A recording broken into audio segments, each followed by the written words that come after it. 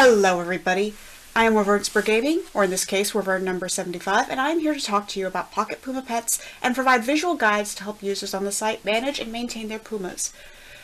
So, today we are going to be going over this breeding guide by Kamimi Kaneko. First thing we're going to need to breed pumas are, of course, pumas! So, let's choose a pair, shall we? There are two methods to breeding pumas on this site. The first method that I'm going to go over is if you own both pumas. So, my first puma, Rune, is going to be our example here. For the very first method, you need to make sure that your puma's not only an adult, you can tell their age here, but that they are healthy, happy, and full. Their power, magic, and intelligence is not currently something you have to worry about. I will update the video if and when that becomes a feature that you need to be concerned with. So, how do you breed him to a female? Well, it's very simple. You simply go to In Pride Breeding. And, of course, you can filter out what you want by breed. So in this case, let's breed him to another tiger. I can breed him to literally any species. And the pumas, first I'm going to do same species. Now, you'll notice that there are pumas on his list that show up in red.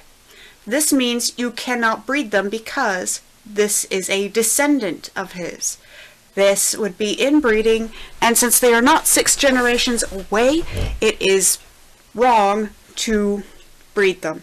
They just can't be bred because of the fact that they're related. This one's also related to him.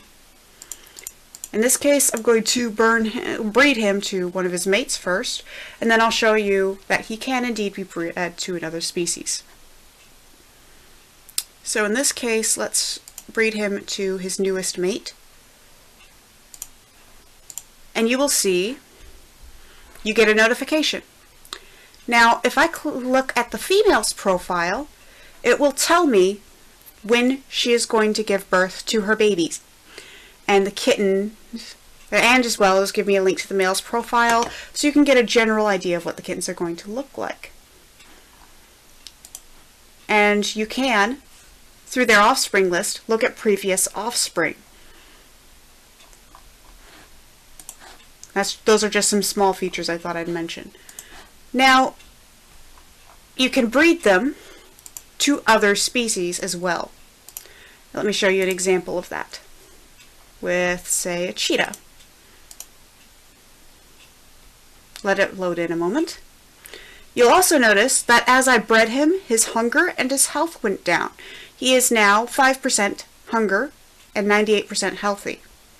He is still very happy though. I will get to that. I'll get to more on that later. Now, when it comes to breeding, you have to keep their markings in mind. For example, marking strength has some actual meaning here. He's got tiger stripes, and she has tiger stripes, so I'll breed them together because they have that marking in common. But the other markings that he had, because she doesn't have them, when that kitten is born, those markings will go down in strength. This is not a good example of that. This is a good example of that. You see how there are 2 other sets of markings here, cheetah spots and touches, that you can't see very well because not only are they dark, but they are very faded. The background doesn't help much. And that's because these 2 only had 1 marking in common. That's a warning there. If you want to fade out a marking from a line entirely, you keep breeding them to pumas that do not have that marking. So, that was the first method. What's the second method, you might ask? Well, that would be for if you don't own both pumas. Let's go and request a puma. I'll show you how to do that. Through something in my buddy list. She's not online at the moment, but she will be later. So, you go to her pride, or his pride, depending on who the user is, and let's look for a Puma we like the look of. Let's say in her customs clouder. You choose a Puma based on what you have in mind. Now, when you're requesting Pumas, there is a little bit more of a finicky nature to it because of the other user involved. Let's go with Yenzo. Look at here. There is a description here. This Puma has been reserved for me at 1 Puma Pets, which means that if I request for this, she will refund me the rest of the funds that I pay. But that's only because she chooses to, not because she has to. This is something every user can do. They can make deals with other users, make specific pairs between users, or they can just want specific prices for Pumas or have specific conditions for their Pumas and their mates. In this case, I do have a mate for him that she and I agreed on ahead of time.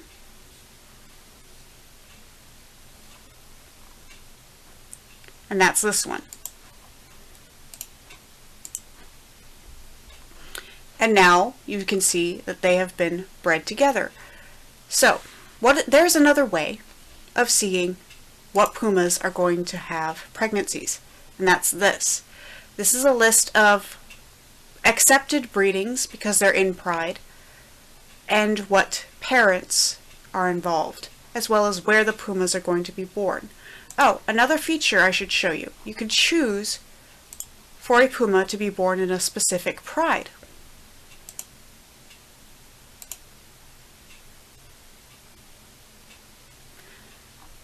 Let me see.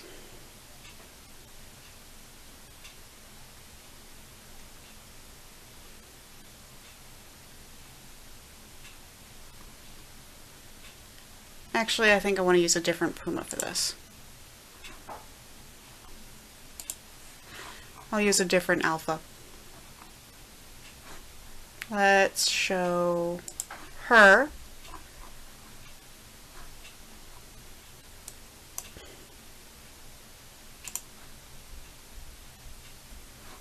Let's see. I don't think I've sent one to Brene yet, so let's go ahead and show this feature off. This feature is one of the newest ones, so I keep forgetting about it. But you can basically choose for a Puma to not be born in your pride.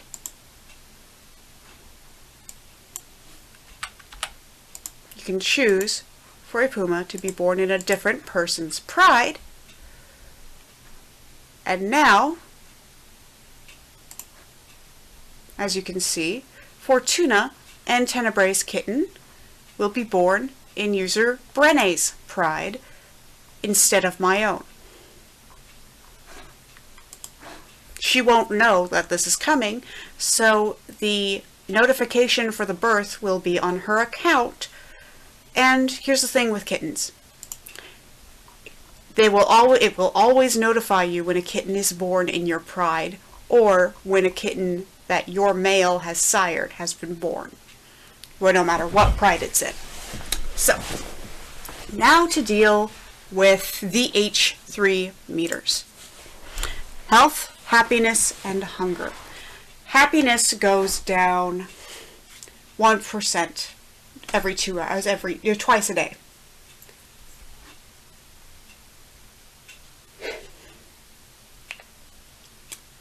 Now, some people will ask, why do we have the H3 meters? And answer you, it would be pretty strange if your pets never got hungry, were always in great shape, and required no retention, wouldn't it?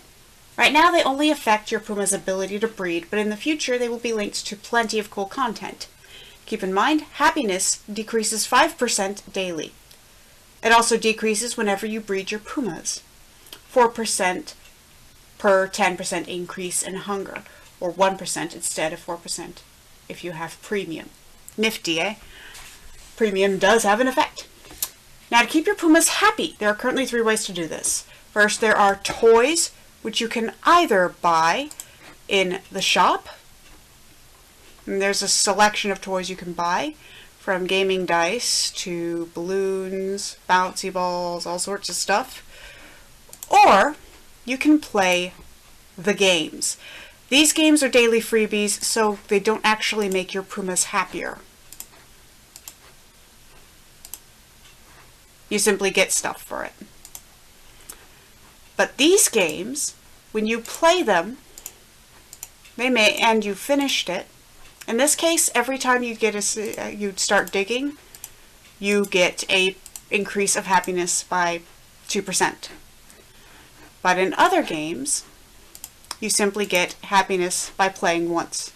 If your puma is only a little unhappy, say only 2% unhappy, then one game is enough to make them happy again. But if you've been gone a while, you'll notice that that your happiness is much lower, and it'll take more games and more toys to make them happy again. Now, there is a certain type of toy called Puma's First toy that you can get that will take your puma's happiness from 0 to 100.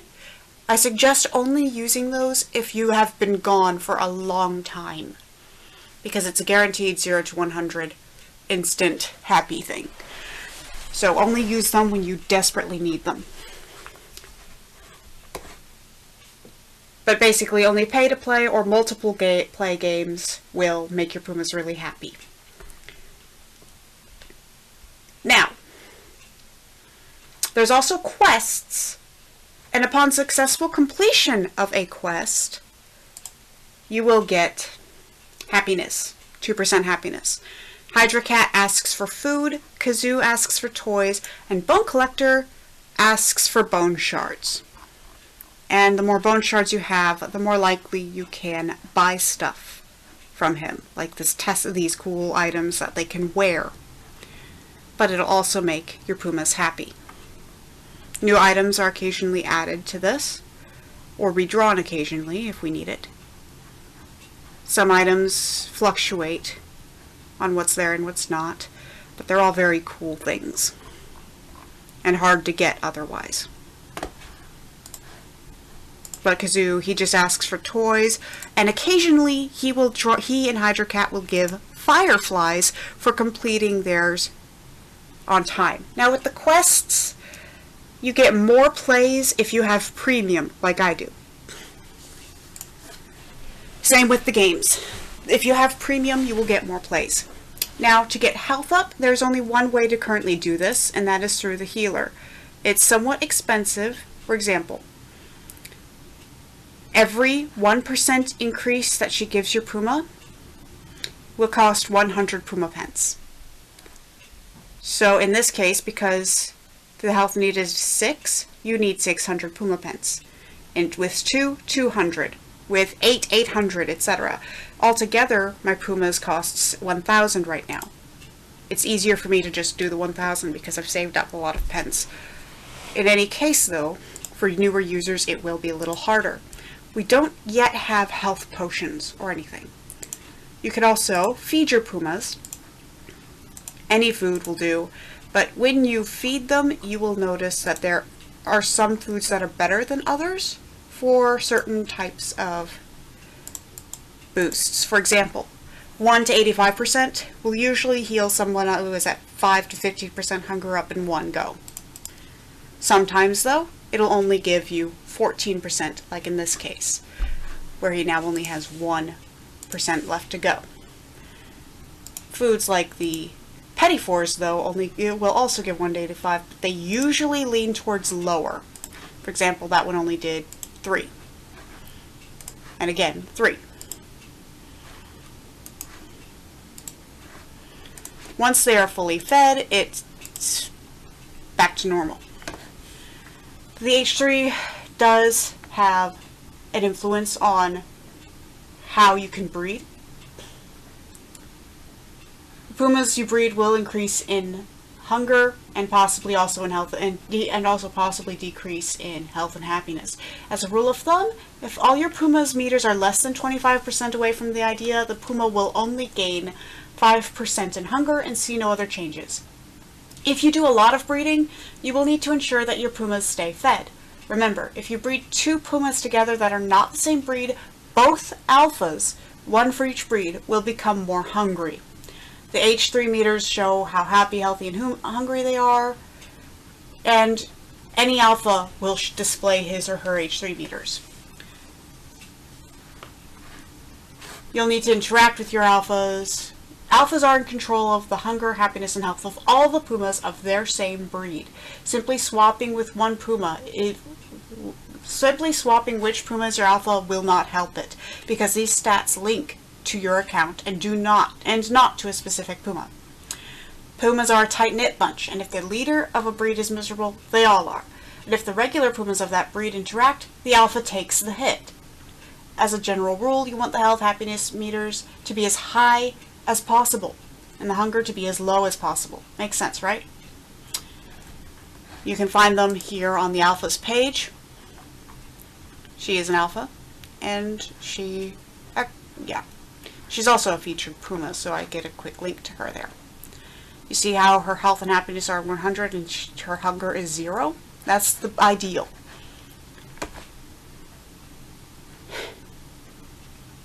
Your happiness decreases 5% daily. It also decreases whenever you breed them, 4% or 10% in hunger. There's 4% per 10% increase in hunger, or 1% if you have premium, as I said before. To keep them happy, as I said, the toys and the games are the best way. For hunger, hunger increases 1% twice daily. If your alpha's hunger is 50% or more, you can only do in-pride breedings with Pumas of that breed. And if it is 75% or more, you cannot breed Pumas of that breed at all. Hunger will go up when you breed them. If said Pumas are both healthy and happy, there will be a 5% to 8% increase, 5% if you have premium and 8% if you don't. If happiness is below 75% when you breed, this goes up to 10% with premium, or 13% if you don't have it. Happiness is below 50, this is 30 to 33%. It increases faster, as you can see. Well, decreases. If health is below 75%, hunger will decrease a whopping 50% or 53%, depending on whether or not you have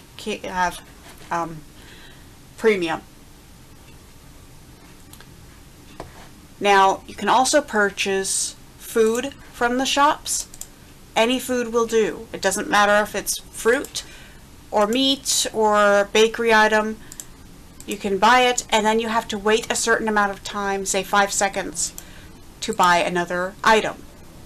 It used to be a lot longer between buys, but now it's been shortened so that people can stock faster for either their own shops or for quests. Shops also have different times when they stock, so you're going to have to learn to time them properly. You can also read books to them, which will make them happy as well. Armed and Dangerous and Boutique and stuff is for stuff that is wearable, that you can dress your Puma up with. Now, you can also buy stuff from users' shops. The fortune teller will give you stuff if you're lucky. You might also be able to dig something up in excavation. No, the rotten legs do not pose a health hazard, neither do the petrified legs, as you saw earlier. And you saw how to feed the alphas. Health will decrease 3% per week if hunger is over 25% as well. Actually, no, sorry. Health will decrease 3% per week if hunger is over 25%. For every 5% increase in hunger from breeding, health decreases 2% for premiums and 5% for non-premiums. How do we fix this? There's only, as I showed you earlier, there's only one way to heal your Pumas. So now you know how to breed Pumas, but how to make them pretty. Well, you need to keep in mind the markings that I mentioned earlier. For example, let's go to this Puma. This male is a Gen 29 male with 100% tiger stripe markings, but the other markings are very faded. Puma breeding has a little bit of a randomness to it, but there are ways of predicting what the results will be. For example, this female had 100% tiger stripes, but her cheetah spots, touches, and flame points were fairly weak at under 50%. Cheetah spots 33%, flame point 23%, but that pretty much looks the same faded wise. 10% difference isn't that strong. With him though, he didn't have any of those other two markings. He had tiger top, waves, crest and legs, burst, moons, and measer, but he did not have the cheetah markings. The only marking they had in common was the tiger stripe, which meant that only the tiger stripe bred true. Everything else lowered even more. It lowers by, I think, 10% every breeding if you do not add another marking that is another of the same marking to it. Now, base color is the color of the Puma before any markings are added. Eye color is the color of the eyes. The base colors of the two Pumas you breed blend to make the color of the offspring. The same goes for eye color. This Puma that I'm about to put here is a good example of that. You see how the father had a black, actually, the father's base coat, it's hard to tell from here, but the father's base coat was black with tuxedo markings and tiger stripes. The mother's was a light brown, but their offspring has a slightly darker brown base color. The eye colors were also a light green and a yellow, which made a limer green. So you see the base colors do blend to a certain extent, as do the eyes. The markings are, of course, what make the Puma look a little bit more different and sometimes multicolored.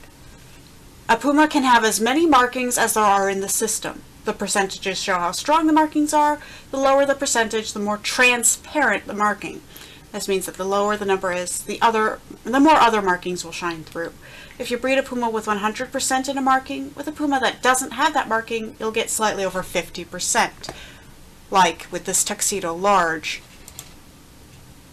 In her, she only had 58% because one parent had Tuxedo and the other did not.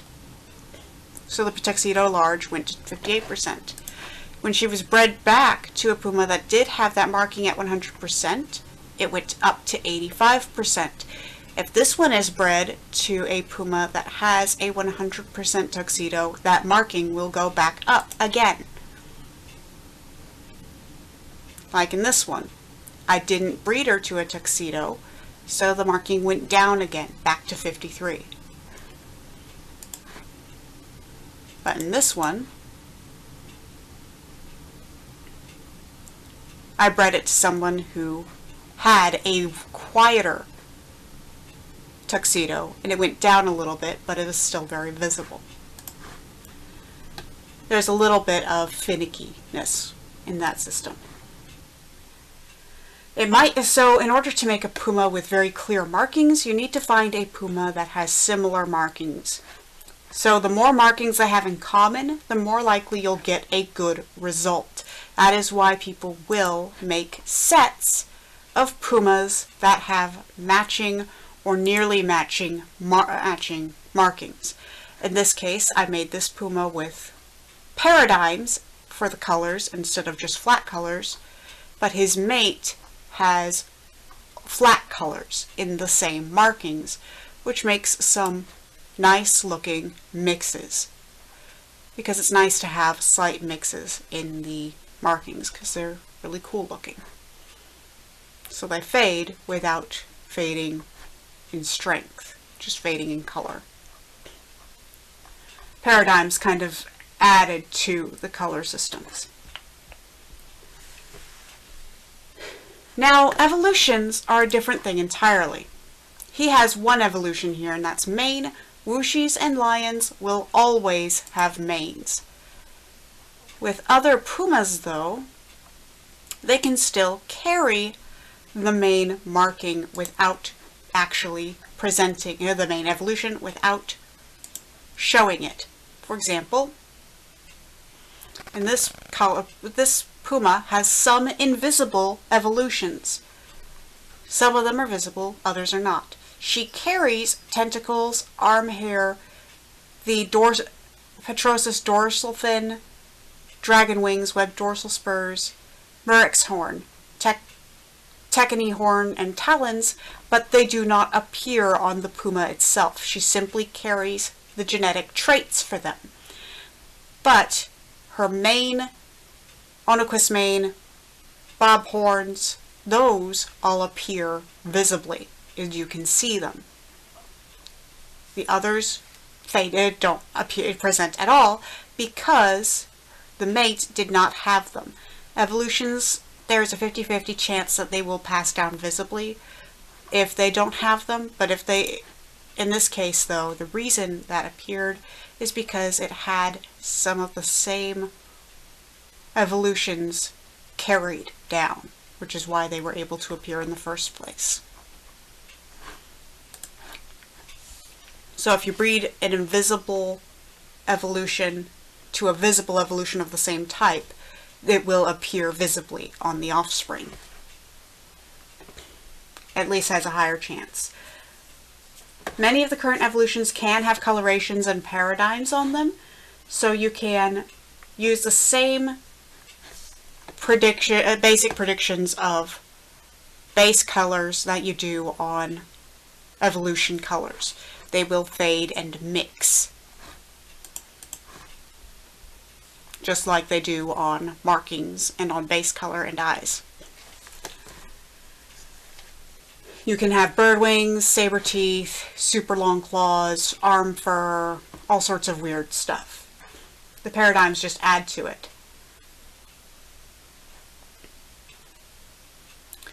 If you want to predict the color, the offspring of two pumas you have, there are two easy ways to do this. I strongly recommend having at least a clue on what color the offspring will have before you do a breeding.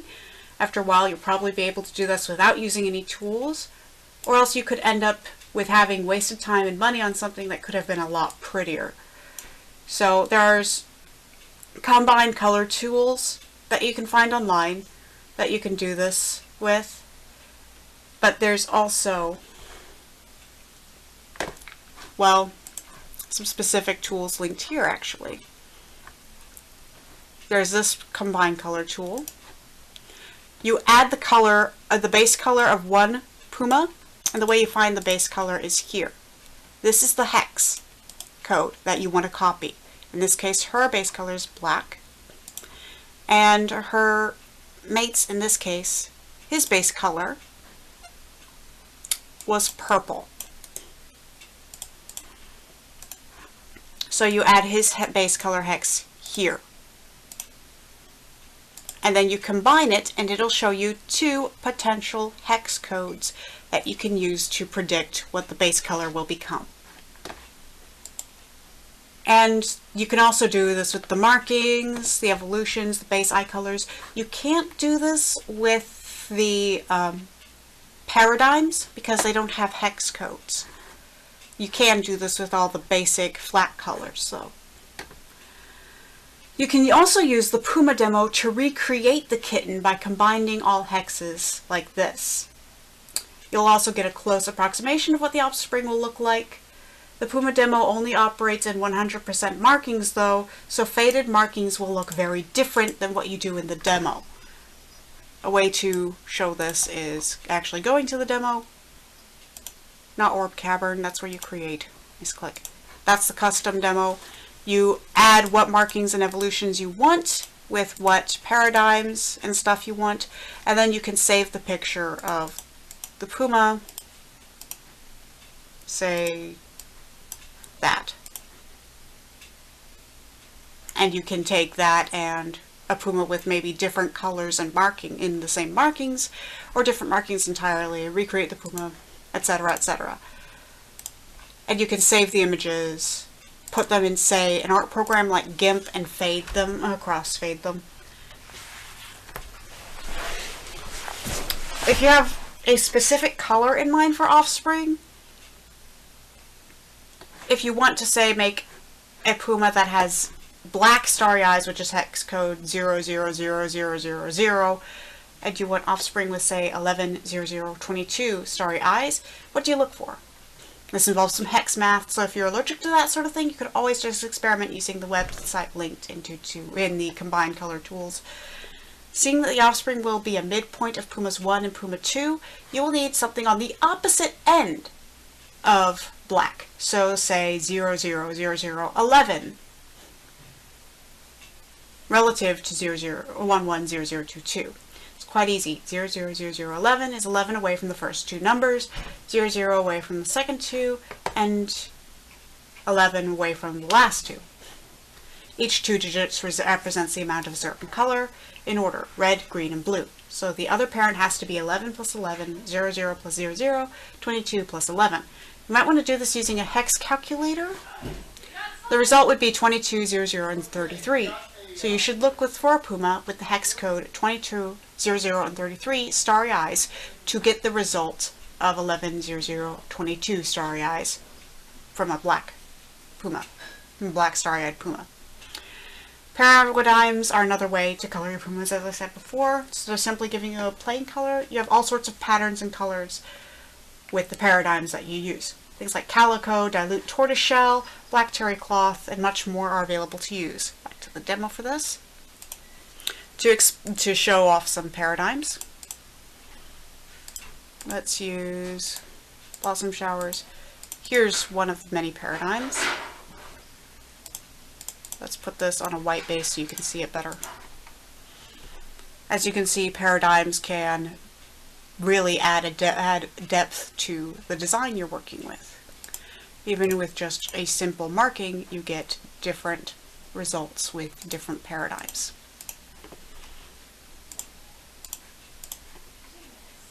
That's just some examples. It looks different if you don't have a paradigm and instead have, say, red. Some markings will still add some depth to it with one color, but it's not going to be as fancy as, say, a bamboo paradigm.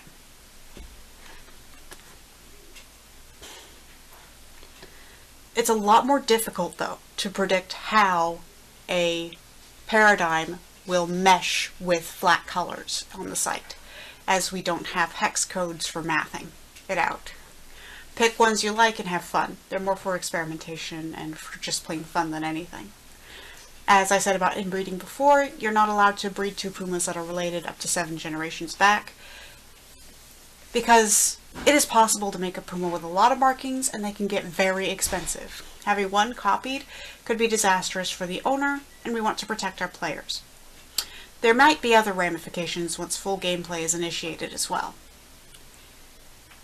It should not be a big problem. It should be fully possible to find a good mate for your Puma that won't produce inbred offspring.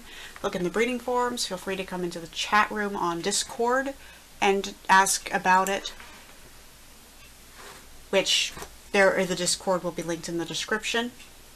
There is a little bit of something else with the hereditary thing,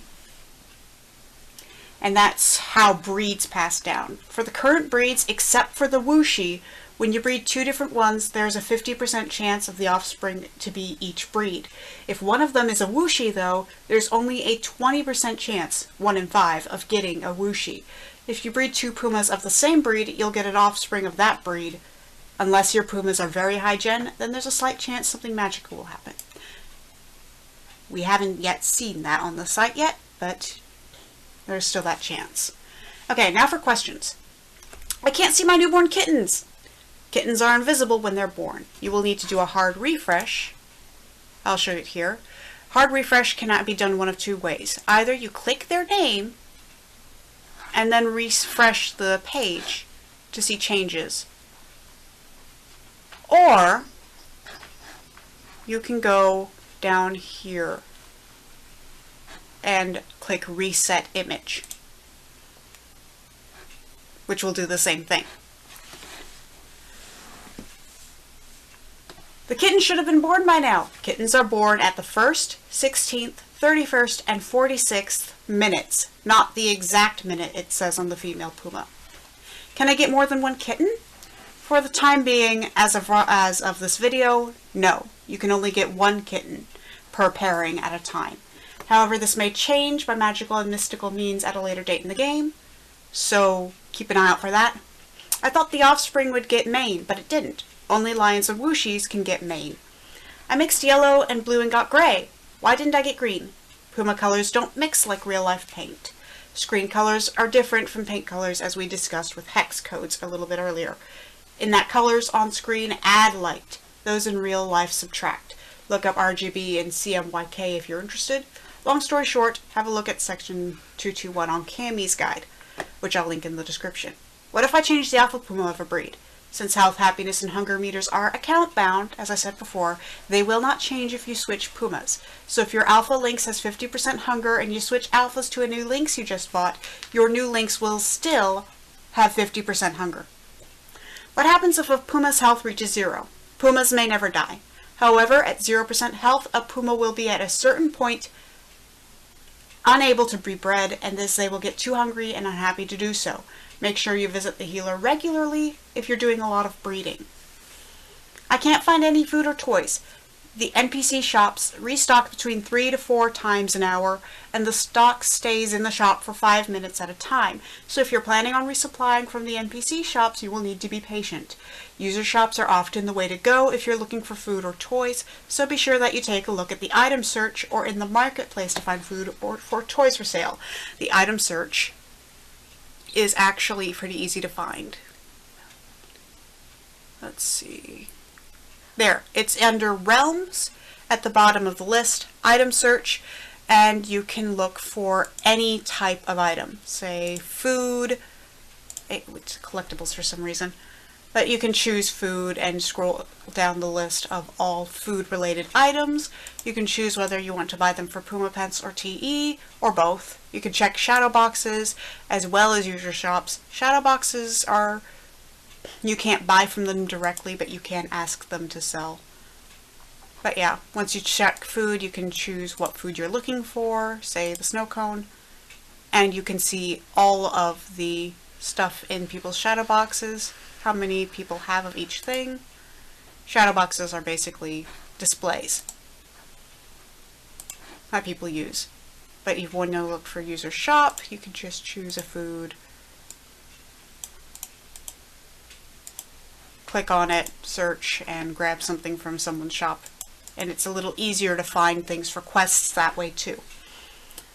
So that's pretty much all you need to know about this subject. I'll be doing some other videos soon. If you have questions, if you have additional questions, put them in the comments, and I will clear up as much as I can for you. I'll be doing some more videos on other subjects soon. If you would like, go through the guided help forms and choose my next video by requesting it in the comments, and I'll get back to all of that soon.